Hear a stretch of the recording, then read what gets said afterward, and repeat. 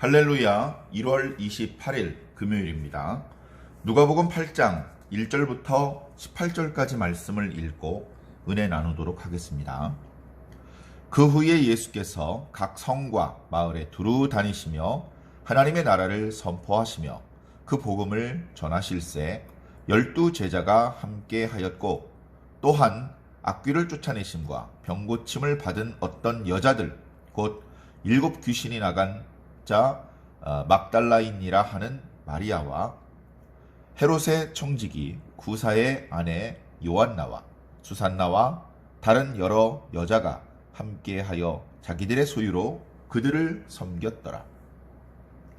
각 동네 사람들이 예수께로 나와 큰 무리를 이루니 예수께서 비유로 말씀하시되, 씨를 뿌리는 자가 그 씨를 뿌리러 나가서 뿌릴새 더러는 길가에 떨어짐에 밟히며 공중의 새들이 먹어버렸고, 더러는 바위 위에 떨어짐에 싹이 났다가 습기가 없으므로 말랐고, 더러는 가시떨기 속에 떨어짐에 가시가 함께 자라서 기운을 막았고, 더러는 좋은 땅에 떨어짐에 나서 100배의 결실을 하였느니라.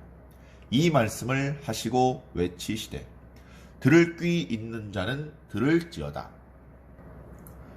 제자들이 이 비유의 뜻을 물으니 이르시되, 하나님 나라의 비밀을 아는 것이 너희에게는 허락되었으나 다른 사람에게는 비유로 하나니, 이는 그들로 보아도 보지 못하고 들어도 깨닫지 못하게 하려 함이라.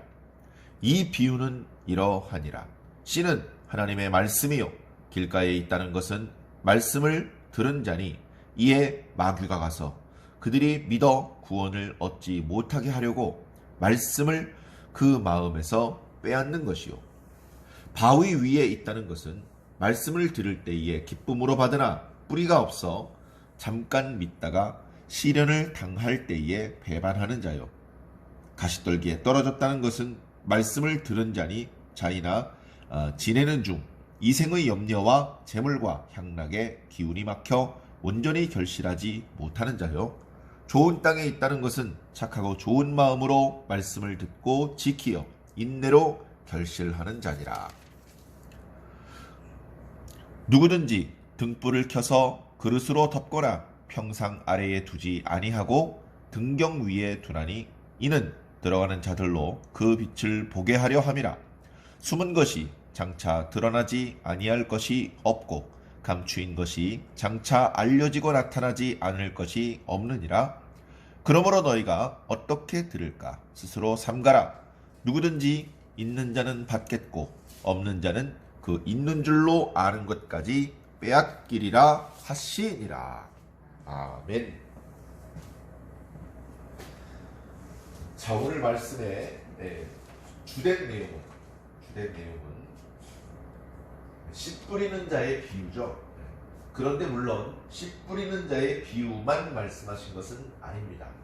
오늘 우리가 누가복음 말씀 묵상을 쭉 이어가는 과정 중에 짤막짤막하게 말씀을 묵상한 적도 있었는데, 오늘 제법 긴 분량의 말씀을 한꺼번에 읽고 묵상하고 있는데, 까닭은 씨 뿌리는 자의 비유를 베푸시는 장면, 그리고 제자들의 부탁을 들으셔서 그 비유를 해석해 주시는 장면까지 함께 묶어서 이 말씀을 묵상하기 위함입니다. 그런데 거기에는 우리가 잘 아는 씨 뿌리는 자의 비유, 그 내용에 대한 말씀도 있고, 그리고 비유에 대한 말씀, 그 비유를 듣는 것과 관련된 말씀에 대한 말씀도 있고, 또 여러 가지 다양한 말씀들이 있습니다. 한번 찬찬히 말씀을 살펴보도록 하겠습니다. 먼저 앞부분에 보면 예수님께서 이제 사역 완전히 초기도 아니십니다. 꽤 사역을 진행했습니다. 그러나 정확히 기간이 얼마나 되었고 예수님을 믿는 자들의 숫자가 얼마나 되었는지 그런 것까지는 모릅니다. 그러나 최소한 예수님께서 이제 막 출발하셨다, 예수님을 알아보는 사람이 별로 없다, 예수님의 제자도 아직 없다, 이런 상황은 아닙니다.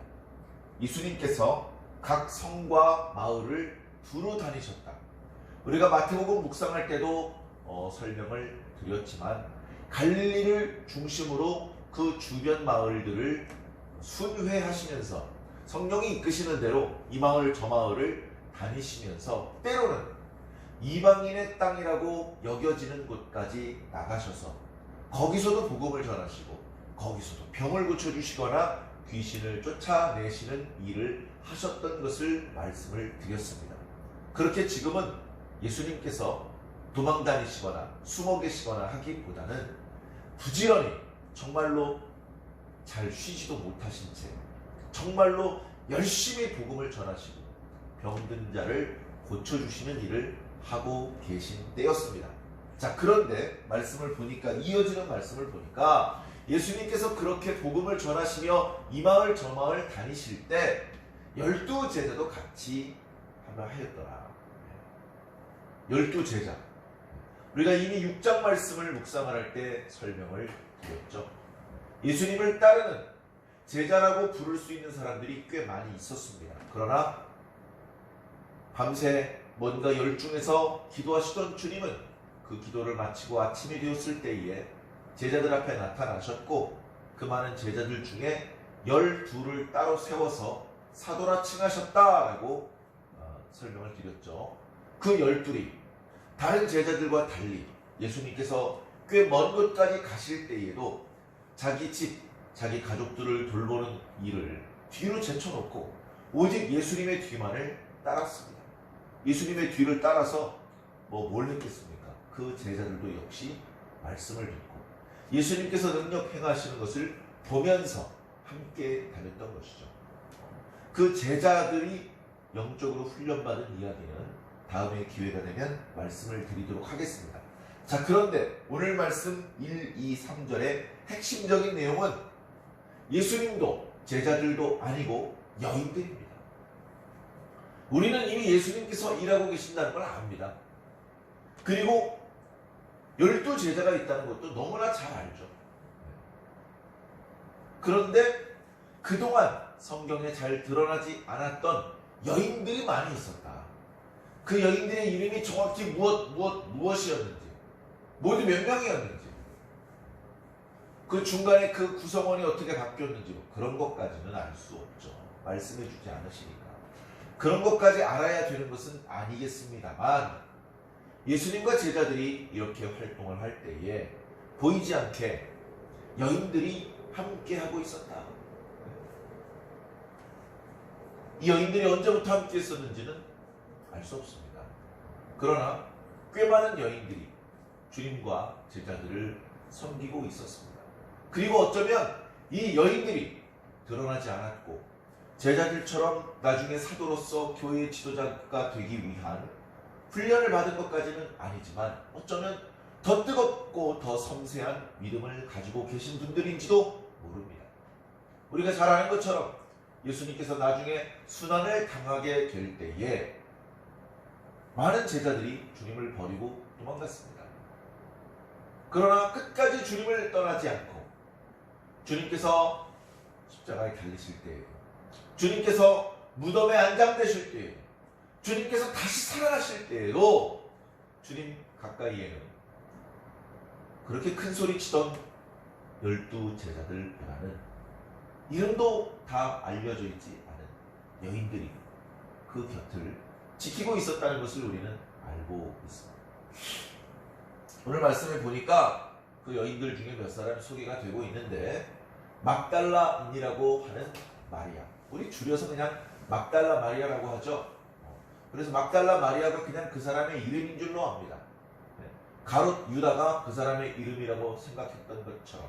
근데 정확하게는 가롯은 그 유다가 이름이 같은 이름을 가지고 있는 사람이 있기 때문에 어디 출신 유다다 이렇게 다른 유다와 구분짓기 위해서 그 사람의 출신지를 함께 불러주는 것이죠. 마리아도 마찬가지입니다. 마리아라는 이름을 가진 여인이 정말로 많지 않습니까? 그렇기 때문에 구분을 위해서 막달라인이라고 불리워지는 마리아다. 이제 이렇게 표현을 하고 있는 것이죠. 이 마리아에 대해서는 설명이 길죠. 이 마리아는 귀신 쫓아냄과 병 고치는 은혜를 입었습니다. 그리고 창기처럼 지냈다 뭐 이런 말도 있고요. 죄인이었는데 용서받았다 그런 말도 있고, 또 뭐 우리가 지난 시간에 이렇게 묵상을 했던 예수님 발치에 와서 눈물을 흘리고 향유를 깨뜨렸던 여인이다 그런 말도 있는데요. 그런 자세한 설명은 없으니까 그것이 중요한 것은 아닌 것 같습니다. 중요한 것은 이 여인이 예수님을 통해서 귀신 쫓아내줌도 받고 병 고침도 받고 엄청난 은혜를 입었죠. 그런데 이 여자가 아마도 섬겨야 될 남편이나 자식이 없었던 것 같습니다. 그리고 그 놀라운 은혜를 입은 것에 대한 감사함으로 열심히 예수님을 따라다니면서 지극정성으로 섬겼을 것입니다. 섬긴 것은 다름 아니라 숙소도 도와드리고 음식도 준비해드리고 그런 방법으로 섬겼던 것이죠. 그 과정에서는 어쩌면 여러 가지로 비용이 들었을지도 모르는데요. 뒤에 이어지는 요한나와 수산나가 있었고 이 여인들이 자기 소유로 그들 예수님과 12제자들을 섬겼다라고 표현하는 것을 보면, 특히 요한나라고 하는 여인은 헤롯의 청지기 구사의 아내라고 하는 것을 보아 예수님을 따르던 사람들이 다 거지 발사계를 하고 있는 가난한 그런 빈털터리들만은 아니었고 다소 유력하고 예수님 일행이 다니실 때에 호텔방은 아니지만 그래도 이슬은 피할 수 있도록 뭐 스테이크 이런 최고급 요리는 아니지만 굶지는 않을 수 있도록 이렇게 도와주고 섬기는 손길이 있었다. 작지만 보이지 않지만 여인들이 예수님 곁을 따라다니면서 섬기고 있었다. 이 여인들도 예수님께서 하시는 말씀을 빠짐없이 듣는 남달리 영적으로 풍성한 은혜를 입고 있는 사람들이었습니다. 어떻게 보면 유대인들의 전통을 생각해 보면요, 이게 남자들이 이렇게 다닐 때 여자들이 동행하는 것은 덕스럽지 못한 일이었습니다. 유대인들의 관습의 입장에서 본다면. 그런데 여기 예수님의 제자들, 여인들 전부 다 유대인들이었거든요. 별로 그렇게 남자들과 여자들이, 성인들이 다수가 함께 어울려 다니는 것이 덕스럽지 못한 걸 누구보다도 잘 알고 있었겠지만, 그렇게 할 수 있었던 것은 예수님께서 허락을 해주신 것이죠. 전체적으로 허용이 되는 분위기였던 것 같습니다. 그래서 꽤 오랜 기간 이렇게 주님을 따라다니면서 섬길 수 있었던 것 같습니다. 자, 그러시면서 이어지는 말씀을 보면 예수님께서 각 동네를 다니시면서 이렇게 말씀을 전하시는데, 말씀을 듣기 위해서 모인 사람들이 그날 꽤 많은 무리가 모였던 것 같습니다. 많은 무리들이 말씀을 듣고 싶어서 모이면 주님께서 기분이 좋으셨던 것 같아요. 주님께서 더 힘을 내서 신이 나서 더 멋진, 더 기가 막힌 그런 말씀을 쏟아내셨던 것 같습니다. 이렇게 요약되고 압축된 결론적인 이야기만 툭 던진 것이 아니고 뭔가 큰 그림을 가지고 더 큰 스케일로 말씀을 전하셨던 것 같습니다. 자, 그런데 오늘 우리가 잘 아는 씨 뿌리는 자의 비유에 대한 말씀을 주셨습니다. 씨를 뿌리는 자가 그 씨를 뿌리러 나갔는데, 씨를 뿌렸는데 미리 잘 기경을 해놓은 밭에다만 뿌린 것이 아니라 뿌리다 보니까 어떤 씨는 길가에 떨어졌고 어떤 씨는 바위에 떨어졌고 어떤 씨는 가시떨기에 떨어졌습니다. 물론 좋은 땅에 떨어진 씨도 있습니다. 그래가지고 그 씨들이 각각 나름대로 자라려고 하는데, 길가에 떨어진 씨는 뿌리를 내리고 싹을 내기 전에 새들이 와서 쪼아 먹어버렸고요. 바위 위에 있는 씨는 뿌리를 뻗으려고 했는데 바위에 뿌리를 뻗을 수가 없죠. 뿌리가 부실한 상태였습니다.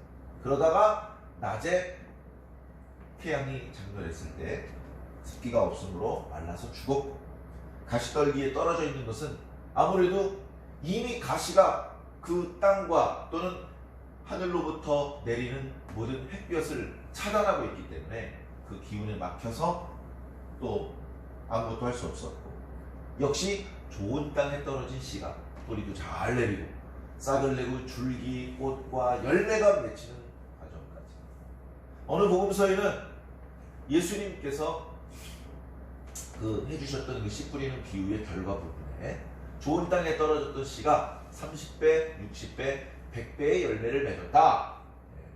이런 표현을 하고 있는데요. 그냥 누가복음에서는 100배의 열매를 맺었다. 많은 열매를 맺었다라는 표현만 하고 계십니다. 그러니까 왜 하필 30배, 60배, 100배지? 이건 유대인 그리스도인, 이방인 그리스도인 뭐 이런 것들을 구별해서 말씀하시는 것인가? 이런 엉뚱한 의미 부여를 하지 않게 하기 위한 것 같습니다. 자, 예수님께서 주신 씨 뿌리는 자의 비유는 뭐 특별할 게 없죠. 너무나 당연한 겁니다. 이상한 부분이 있다면 왜 좋은 땅에만 씨를 뿌리지 않고 길가나 바위 위에까지 씨가 떨어졌느냐 하는 것인데요. 자, 그러니까 그 내용이 이해가 되면서도 왜 그 말씀을 하셨는지 궁금했던 제자들은 많은 사람들과 함께 있는 자리가 아닌 예수님과 제자들만 있는 그런 자리에서 낮에 하셨던 씨 뿌리는 비유에 대한 설명을 부탁을 드립니다. 선생님, 오늘 낮에 사람들이 많이 모였을 때 이렇게 열정적으로 말씀하시던 그 말씀 중에 씨를 뿌리는 자의 비유에 대해서 말씀하셨는데, 저희가 주님을 꽤 오랫동안 따라다녔는데 비유로 말씀하시는 것은 오늘이 처음인 것 같아요. 너무나 재밌기도 했는데 그 말씀을 하시는 데에는 뭔가 주님께서 어떤 의도가 있는 것 같은데 어떤 의도에서 그 비유의 말씀을 베풀어 주셨는지에 대해서는 알려주지 않으셔서 저희들이 너무나 궁금했습니다. 그 씨 뿌리는 자의 비유를 좀 더 자세히 설명해 주십시오. 예수님은 이런 질문 좋아해요. 예수님 밥 해주세요. 예수님 물고기를 더 잘 이렇게 잡는 방법을 알려주세요. 병 고치는 방법을 알려주세요. 그거 다 하실 수 있겠지만 예수님께서는 말씀을 전하고 싶으신 거예요. 그러니까 말씀을 전해주러 오신 분에게 말씀을 좀 더 가르쳐 주십시오라고 부탁하는 것은 얼마나 사랑받고 복받은 행동이겠습니까? 우리도 마찬가지죠. 우리도 마찬가지입니다. 주의 종에게는 기도를 부탁하시고 주의 종에게는 이렇게 말씀을 부탁을 해주세요. 운전해주세요. 어디 가서 물건 좀 사다 주세요. 여기 좀 청소 좀 해주세요. 저기 좀 고쳐주세요. 그것도 할 수 있어요. 그것도 해야죠. 그런데 그것보다는 주의 종에게는 기도를 부탁하고 말씀 전해주시기를 부탁하는 것이 아름다울 것 같습니다. 자, 예수님께서 그 제자들의 질문을 받으시고 그 비유를 풀이해 주십니다. 그 비유 풀이에 대한 부분을 먼저 말씀드리겠습니다. 이 말씀은 씨는 하나님의 말씀이다. 씨를 뿌린다는 것은 하나님의 말씀을 선포하는 것이다. 그러고 보니까 아까 예수님께서 말씀하실 때 사람들이 제법 많은 숫자가 모였다 그런 말씀을 드렸죠. 거기서 예수님께서 말씀을 전하셨습니다. 그러니까 예수님께서 말씀의 씨를 뿌리는 것이죠. 그런데 거기에 앉아있는 무리들은 예수님께서 뿌리는 말씀의 씨를 받는 땅들입니다. 땅들.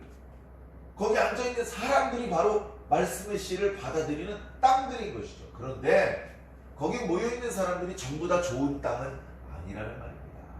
어떤 사람의 상태는 길가와 같은 상태, 어떤 사람은 바위, 어떤 사람은 가시덤불, 그런 상태의 사람들도 있더라.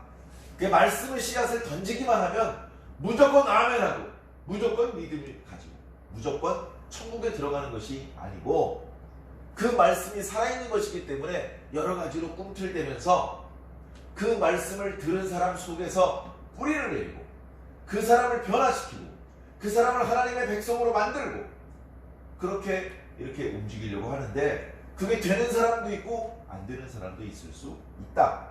안 되는 경우가 어쩌면 훨씬 많을 겁니다. 훨씬 많을 겁니다. 아니 왜 그렇게 하십니까? 좋은 땅에다가 씨앗을 뿌리셔야죠. 예수님은 사람의 내면까지도 꿰뚫어 보실 수 있는 능력이 있는 분 아닙니까? 그렇다면 사람들이 아무리 많이 모였더라도 너희들만 이쪽으로 따로 모여 해서 마음의 상태가 좋은 땅의 상태인 사람만 모아놓고 거기다가 말씀을 전하셨어야죠. 어차피 말씀을 들어봤자 하나님의 백성이 되지 못할 그런 상태인 사람들에게까지 말씀을 전하신다는 것은 낭비 아닙니까? 네, 아닙니다. 하나님은 그런 걸 아까워하지 않으십니다. 한 명이라도 더 살리기 위해서 더러는 말씀을 들어봐야 소용이 없을 것 같은 사람들에게도 말씀을 주십니다. 의인 한 사람을 위해서 악인 수백만 년들에게도 비를 내려주시고 빛을 비추어 주십니다. 그 넓은 하나님의 사랑을 우리 인간의 편협한 마음으로 저울질하지 않으시기를 부탁을 드립니다.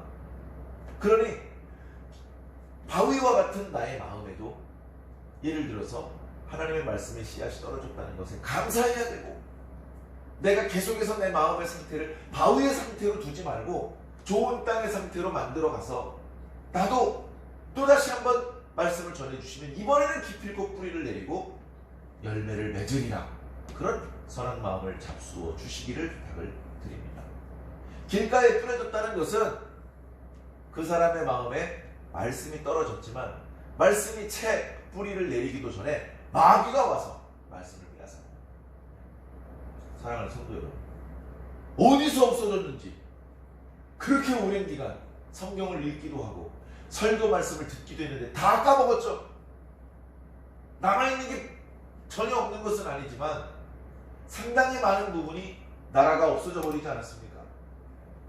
마귀가 말씀을 빼앗아 가는 것은 그 마음의 상태가 길가인 그런 사람들에게만 해당되는 것이 아니고 모든 사람에게 해당되는 것입니다. 모든 사람. 좋은 땅에 뿌려진 씨앗 중에서도 일부는 새들이 쪼아먹을 수도 있다는 것을 기억해야 됩니다. 우리는 더 새들이 오지 못하게 경계해야 되고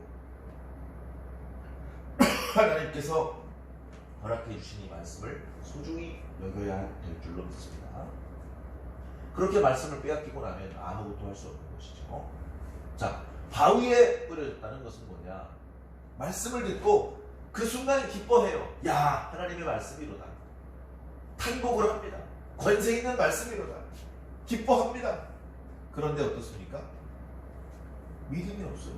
뿌리가 없어. 그러니까요, 듣고 기뻐하는 것도 필요하지만 그걸로 충분하지 않습니다. 듣고 기뻐하는 것으로 충분하지 않습니다. 왜냐하면 말씀을 들은 이후에 시련이 찾아와요. 시험이 찾아옵니다. 이게 뿌리가 내려졌나 안 내렸나? 잡아당깁니다. 잡아당기. 뿌리가 없으면 두두둑 뽑혀버립니다. 말씀을 듣고 얼른 그 말씀을 믿음으로 화합해야 됩니다. 말씀과 내가 분리될 수 없도록 하나가 되어야 하는 것이죠.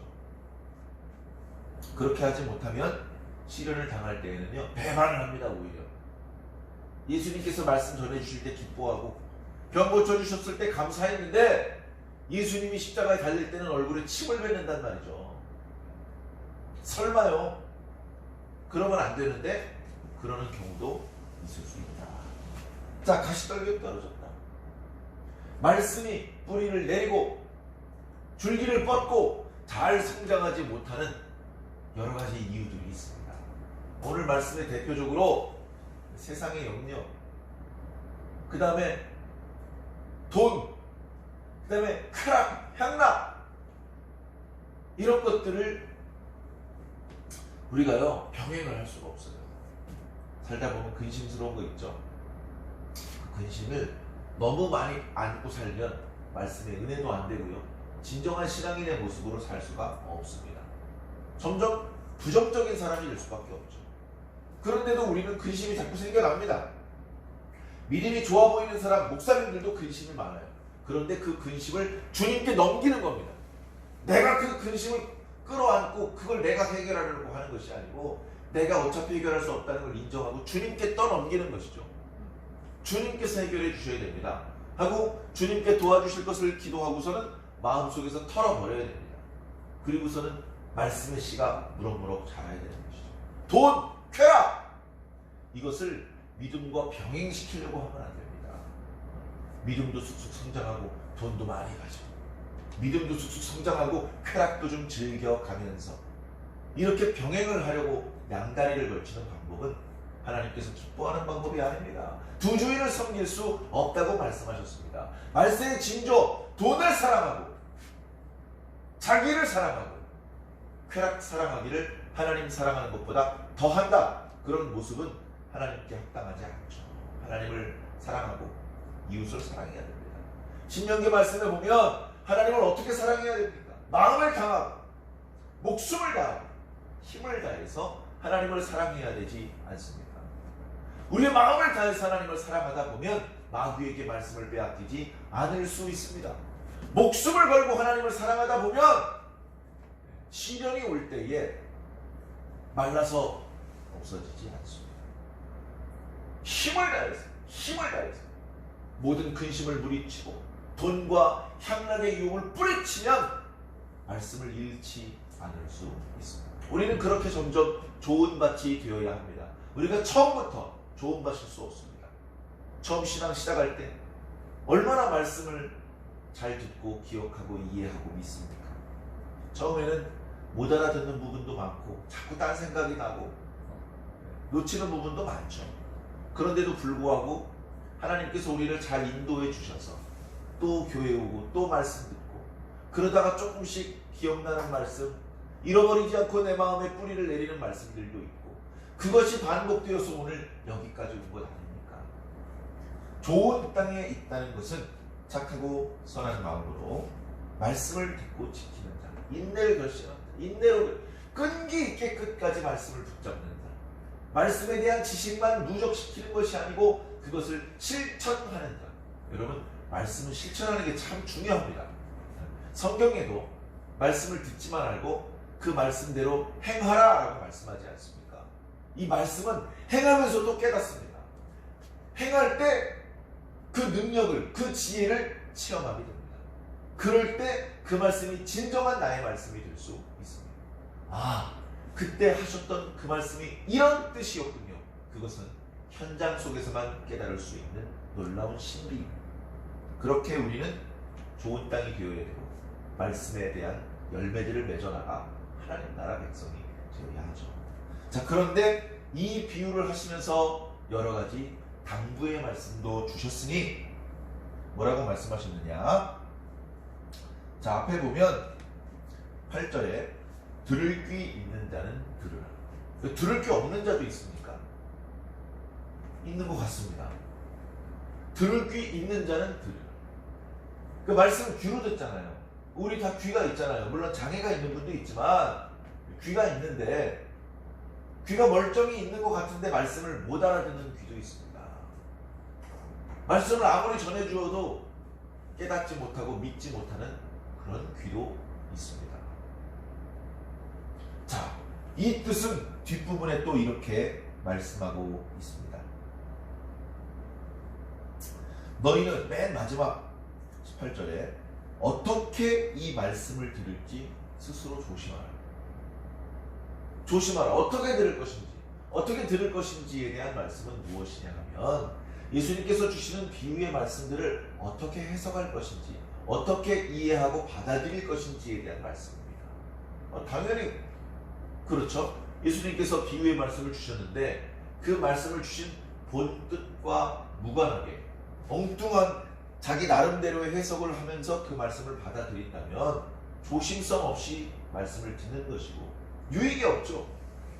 말씀을 전해주신 분의 의도에 맞게 말씀을 들어야 있는 것 위에 더욱 풍성하게 얻을 것입니다. 그런데 어리석은 방법으로 하나님의 말씀을 곡해하기 시작을 하면 이상하게요, 어리석은 해석을 하는데 여기서 한 어리석은 해석과 저기서 한 어리석은 해석이 잘 맞아떨어져요. 그러면 그게 맞는 해석인 줄 또 착각을 합니다. 이단들이 그러고 있습니다. 이단들. 그렇게 되면 어떻게 됩니까? 있는 것마저, 아는 것마저 다 빼앗기고 결국은 말씀이 없는 자가 되어버리고 마는 것이죠. 자, 16절과 17절. 등불을 켜서 평상 아래 두는 사람이 없다. 등경 위에, 그 등잔대 위에 올려놓는 법이다. 그래야 많은 사람이 그 빛을 보고 어두울 때 넘어지지 않지. 그리고 숨은 것은 드러나지 않을 것이 없고 감추인 것은 나타나지 않을 것이 없다. 비유의 말씀으로 말씀을 전하셨다는 것은 천국의 비밀을 아는 것이 모든 사람에게 허락된 것이 아니기 때문에 숨기기 위해서 그렇게 하는 것이다. 그러나 영원히 숨기지 않는다. 언젠간 드러난다. 드러나기 위해서 이 말씀이 지금 선포된 것이다. 언젠간 드러난다.